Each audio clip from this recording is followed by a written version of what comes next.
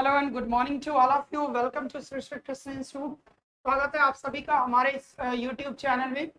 और आज है 7 अक्टूबर और आज हम लोग एचसी हार्डविक की इंट्रोडक्टरी वॉल्यूम की 13वीं सीरीज यानी 13वीं लेसन लेके आए हैं। तो चलिए बिना देर के शुरू करेंगे आज की हमारी इस सेशन को और देखेंगे आज के वर्ड मीनिंग में। सबसे पहला वर्ड मीनिंग है एक्वायर। ठीक है, एक्वायर का मतलब होता है प्राप्त कर, पाना। ठीक है, एक्वायर का मतलब हो जाएगा आपका प्राप्त करना या पाना। प्राप्त करना या पाना। सेम मीनिंग में अगर लिखेंगे तो गेट भी लिख सकते हैं, गेन भी लिख सकते हैं, अचीव भी लिख सकते हैं। एंटोनिम्स की बात करें तो लूज हो जाएगा, मतलब हो जाएगा खोना। अगली वर्ड है हमारा अलॉट। अलॉट का मतलब होता है बंटवारा करना। क्या करना? बंटवारा करना। सेम मीनिंग में जाएंगे तो हमारा हो जाएगा डिस्ट्रीब्यूट। डिस्ट्रीब्यूट का मतलब हो जाएगा आपका बांटना। और एंटोनिम्स में आ जाएंगे तो रिसीव हो जाएगा प्राप्त करना। अगली वर्ड है हमारा अल्टीट्यूड।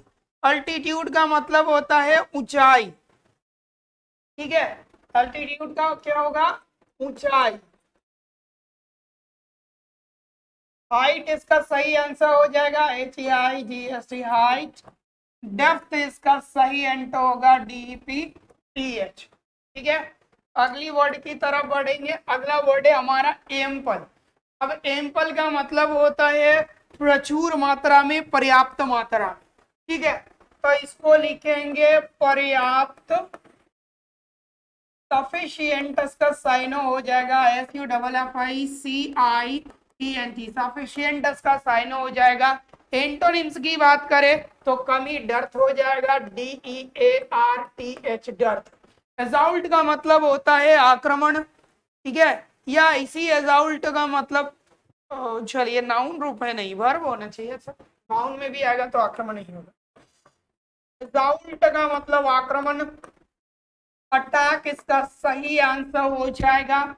ठीक है, एंटोनिम्स की बात करें तो अटैक का उल्टा डिफेंस, सुरक्षित करना, रक्षा करना, ये आपका इसका करेक्ट एंटोनिम्स हो जाएगा।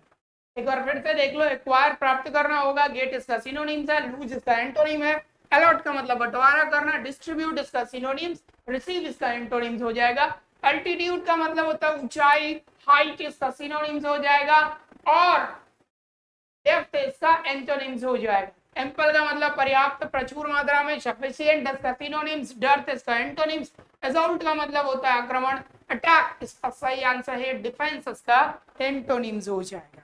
बढ़ चलते हैं आगे, अगली वर्ड की तरफ आते हैं। एसेंडर। एसेंडर का मतलब होता है टुकड़े टुकड़े। ठीक है, एसेंडर का मतलब होता है टुकड़े टुकड़े।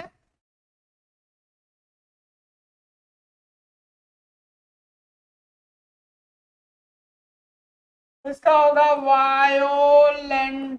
वायोलेंटली का मतलब भी होता है उग्र रूप से, टुकड़े टुकड़े वाला स्थिति में। इसका लेकर चलेंगे, एंटोनिम्स लेकर जाएंगे तो जेंटली मतलब प्यार से, बढ़िया। कन्वेंशनल का मतलब होता है पारंपरिक। ठीक है, कन्वेंशनल का क्या हो जाएगा? पारंपरिक। मीनिंग की बात करेंगे तो हमारा ट्रेडिशनल सही आंसर हो जाएगा। और एंटोनिम्स की बात करेंगे तो मॉडर्न हमारा सही वर्ड हो जाएगा। ट्रेडिशनल मतलब परंपरागत और मॉडर्न हो गया तो आधुनिक। अगली बात करते हैं डॉक्ट्राइन या डॉक्ट्रीन भी कहते हैं इसको। इसका मतलब होता है सिद्धांत। Meaning PRINCIPLE। प्रिंसिपल का मतलब सिद्धांत होता है, एंटोनिम्स इसकी कुछ नहीं होगी। अगली वर्ड है हमारा इन्वेलप। इन्वेलप का मतलब होता है ढकना, छिपाना। इन्वेलप का मतलब ढकना या छिपाना। सेम मीनिंग में आ जाएंगे तो कवर और उजागर करने के लिए वर्ड क्या होगा? ओपन भी लिख सकते हैं। ओपन का मतलब खुला। अगली वर्ड है हमारा इनविंसिबल। इनविंसिबल का मतलब अजेय, जिसे हराया ना जा सके, अजेय। सेम मीनिंग में आएंगे तो अनडिफीटेबल, अनडिफीटेबल। उल्टा बोलेंगे तो कमजोर कह दो, या जिसे हराया जा सके ऐसा कह दो। इसको डिफीटेड भी कह सकते हैं, DEFEATED भी, या डिफीटेबल भी कह सकते हैं। अगला वर्ड है हमारा पीक। पीक का मतलब होता है उत्तेजित, उत्तेजित होना, उत्तेजित होना। ये ऊ में ये लाइन नहीं लगेगा, उत्तेजित होना, ठीक है। एक्साइट इसका सही आंसर हो जाएगा। एक्साइट मतलब उत्तेजित होना होता है, पैसिफाई मतलब शांत होना। ये इसका आपको एंटोनिम्स हो जाएगा। एक और फिर से देख लो। एसेंटर की बात कर ले तो एसेंटर का मतलब होता है टुकड़े टुकड़े, वायलेंटली उग्रता के रूप में दिखा देगा। जनरली इसका एंटोनिम्स हो जाएगा कन्वेंशनल का पारंपरिक, पारंपरिक हो गया तो उल्टा ट्रेडिशनल हो जाएगा आपका। मॉडर्न इसका जो है वो एंटोनिम्स हो जाएगा। डॉक्ट्रिन का मतलब होता है सिद्धांत, और इसको बताने के लिए हम प्रिंसिपल का प्रयोग कर देंगे। एनवेलप का मतलब ढकना, कवर इसका सिनोनिम्स है, ओपन इसका एंटोनिम्स। इनविंसिबल का मतलब होता है अजय। तो इसको अगर सेम मीनिंग में लाएंगे तो अनडिफीटेबल हो जाएगा, और डिफीटेड हो गया इसका एंटोनिम्स। पीक का मतलब उत्तेजित होता है, एक्साइटेड बोल सकते हो, एक्साइट कह सकते हो, उल्टा पैसिफाई हो जाएगा। तो चलिए अब बढ़ते हैं अगले क्वेश्चन, अगले वर्ड की तरफ। अगला वर्ड है हमारा रिसोर्स। रिसोर्सेज की तरफ बढ़ेंगे। रिसोर्सेज में हमको देखना, रिसोर्सेज का मतलब होता है संसाधन। रिसोर्सेज का क्या मतलब है? संसाधन। एक मीनिंग में आ जाएंगे तो हमारा हो जाएगा वेल्थ। वेल्थ का मतलब भी धन, संसाधन होता है। एंटोनिम्स की बात कर देंगे तो गरीबी हो जाएगा, पुअरनेस। रिजिड का मतलब कड़ा या कठोर होता है, अडिग भी कह सकते हैं, ठीक है। इसको कठोर भी कह सकते हैं, अडिग भी कह सकते हैं, स्ट्रॉन्ग भी लिख सकते हैं इसको इंग्लिश में हम। और हम इसको चाहे तो ये भी लिख सकते हैं, क्या कहते हैं, ड्रास्टिक, स्टर्न, फर्म भी लिख सकते हैं। उल्टा बेंडी, बेंडी का मतलब लचीला, जब जैसे चाहे वैसा झुका दे। इसी रिजिड का एक और मीनिंग है, क्या है भाई? इसी रिजिड का मतलब दृढ़ भी होता है, डिटरमिन्ड, जिसको हम लोग कहते हैं दृढ़। इसको क्या कहते हैं? डिटरमिन्ड, DTRMIND, या डिटरमाइंड भी लोग पढ़ते हैं, ठीक है। तो डिटरमिन्ड भी पढ़ते हैं, ठीक है। एंटोनिम्स की बात करें इसकी तो एंटोनिम्स हो जाएगा अनटाइडी भी बोल सकते, अनटाइड। अगली वर्ड है हमारा क्रेडिटर।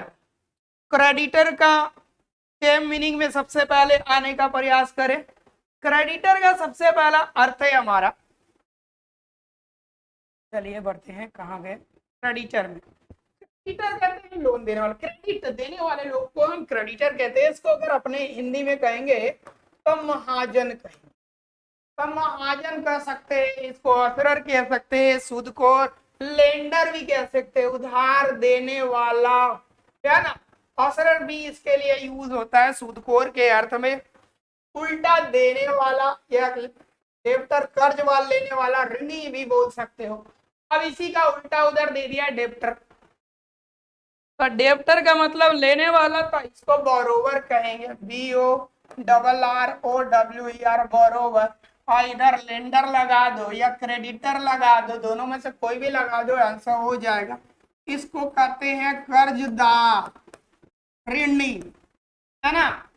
अगली वर्ड है हमारा डिस्क्लेम। डिस्क्लेम का मतलब अस्वीकार करना। डिस्क्लेम का मतलब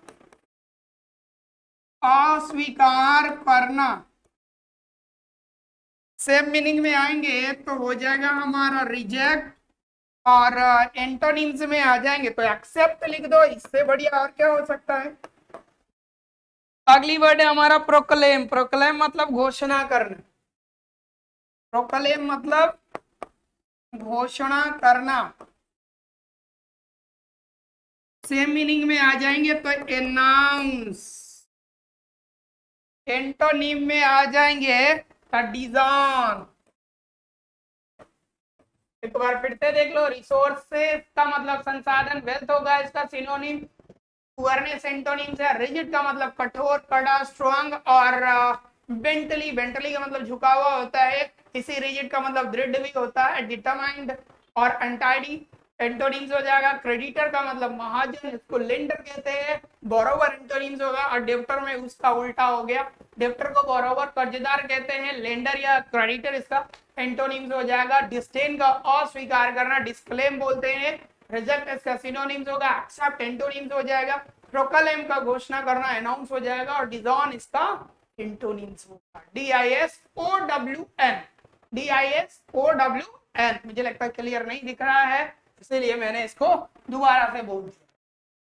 क्वेश्चन है, द void disclaimed या proclaimed all the knowledge of the broken window। ठीक है, कहता है कि बच्चे ने किया कि ये जो टूटा हुआ खिड़की था इसकी जिम्मेदारी अपने ऊपर लेने से कर दिया। तो लेने से क्या कर दिया, तो इनकार कर दिया, तो डिस्क्लेम हो जाएगा, अस्वीकार कर देना। कहता है since there is no way of repaying your kindness, चूंकि आपकी दयालुता को चुकाने का कोई और तरीका नहीं है, आई शैल ऑलवेज बी योर, इसकी वजह से मैं आपका हमेशा ऋणी रहूंगा, कर्जदार रहूंगा। तो कर्जदार रहना तो डेब्टर हो जाएगा। Standing on the steps of the city hall the mayor a public holiday. कहता है क्या कि सिटी हॉल में खड़े होकर मेयर ने, सिटी हॉल में खड़े होकर मेयर ने ये घोषणा किया कि क्या होगा भाई, कि आने वाला दिन जो भी हो उस दिन ये पब्लिक हॉलीडे रहेगी। तब घोषणा करना तब प्रोक्लेम्ड हो जाएगा। If all his creditors demanded payment at once he would soon be without money. पता है अगर उसे उसके जितने महाजन हैं सारे एक ही बार में पैसे मांगने शुरू कर दे तो उसके पास पैसों का भंडार तुरंत में खत्म हो जाएगा। तो ये आंसर हो गया। अब आगे बढ़ चलते हैं।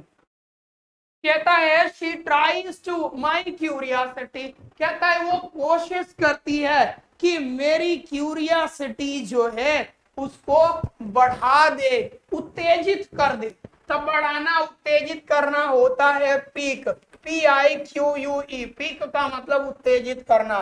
Do not by any more vegetable, कहता है अब कोई सब्जी मत खरीदो।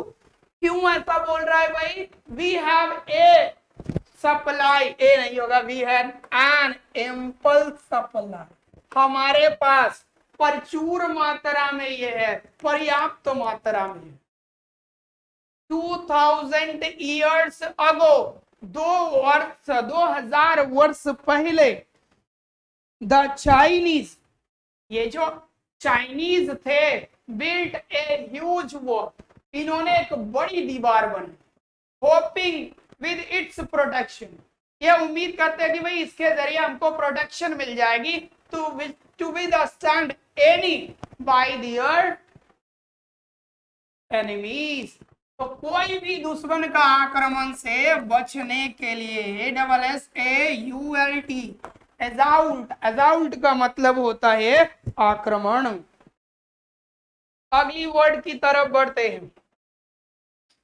कहता है while working in an office during the summer, कहता है कि एक ऑफिस में काम करने के दरमियान गर्मी के समय में, I hope to some knowledge of accounting, मैंने ऐसा उम्मीद किया कि भाई मुझे अकाउंटिंग का कुछ नॉलेज प्राप्त हो जाएगा। तो नॉलेज प्राप्त होने के लिए ACQUIRE, एक्वायर मतलब प्राप्त हो।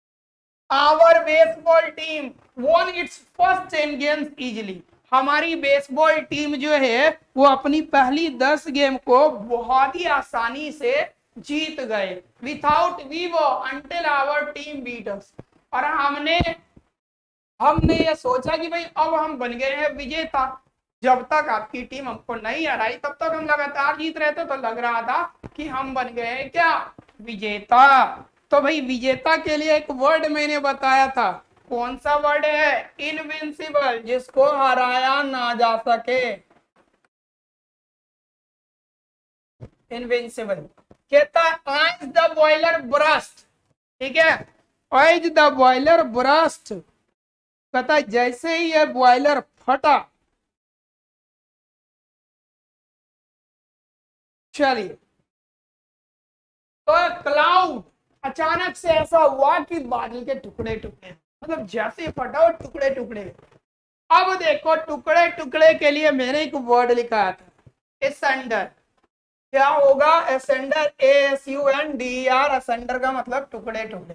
पता है व्हेनेवर क्लाउड्स दोज माउंटेन, जब कभी भी क्लाउड उन माउंटेन को करते हैं, और उन माउंटेन की चोटियों को अपने आगोश में लेते हैं, ढकते हैं, तो ढकने के लिए वर्ड कौन सा आएगा, जरा जल्दी से बता दो। तो इसमें हमने पढ़ा था ENVO, इन्वेलप, VELOP, इन्वेलप मैंने पढ़ाया। इन्वेलप का मतलब होता है ढकना, ENVELOP। अगली क्वेश्चन की तरफ बढ़ते हैं। Before we set out on a like, पता है कि इससे पहले कि हम लोग एक लाइक की तरफ बढ़े, सॉरी लाइक नहीं है ये हाइक है, मुझे लगा है कुछ टाइपिंग एरर। तो before we set out on a hike, इससे पहले हम एकदम अचानक मूल्य वृद्धि की तरफ बढ़े, ठीक है, I sell to each boy, मैं हर एक बच्चे को कर दूंगा according to his size a share of things to carry, हर बच्चे को एक साइज के उसके हिसाब का साइज बता दूंगा कि भाई इतने साइज को आपको कैरी करना है, ठीक है। तो ये अलॉट हो जाएगा, बांटना है, ALL। The poles to support your tent need not to be heavy, पता है कि वो पोल्स जो आपके टेंट को सपोर्ट करते हैं, इन्हें ज्यादा हैवी होने की जरूरत नहीं है, बट दे मस्ट बी, लेकिन उनको कठोर भरा हुआ होना चाहिए, हैवी होने की जरूरत है। तो ये कटा भरा हुआ हैवी के लिए वर्ड आता है रिजिड। पर स्टाइल ऑफ ड्रेस में नॉट बी, कहता है उसका ड्रेस का स्टाइल जो है वो नहीं हो सकता, बट इट सर्टेनली अट्रैक्टिव, तो हो सकता है कि भाई अब पुराना नहीं हो लेकिन ये अट्रैक्टिव है। तो पुराना के लिए हमने एक वर्ड बताया था, कन्वेंशनल। पता है व्हेन द एयरप्लेन रीच्ड ए, जब एक एयरप्लेन एक पर पहुंचती है, ए नहीं होगा एन होगा, अल्टीट्यूड, ALTITUD, अल्टीट्यूड का मतलब ऊंचाई, जब कोई प्लेन एक ऊंचाई पर पहुंचती है तब क्या होता है, ऑफ 12,000 फीट लिखा हुआ, ये क्लियरली दिखा रहा, तो 12,000 फीट ये ऊंचाई ही है, ठीक है। नेक्स्ट बढ़ चलती अगले क्वेश्चन की। अगला क्वेश्चन है हमारा, चलिए, कहता है कि that might is right is followed only by bullies and dictators, तानाशाह जो सिर्फ फॉलो करते हैं, तो इसको डॉक्ट्रिन कहते हैं, DOCTRIN, सिद्धांत। I am almost at the end of my, पता है मैं लगभग अपने चीजों की अंतिम कगार पर हूँ, तो चीज संसाधन, RESOURCES, resources. In our school there is a rule, हमारे स्कूल में एक कठोर नियम बना हुआ है, रिजिड रूल हो जाए, RIGID, रिजिड का मतलब होता है कठोर। चलिए, तो ये थे हमारे आज के वर्ड मीनिंग, मिलते हैं अगले क्लास में, तब तक के लिए Jai Hind, good bye and thank you.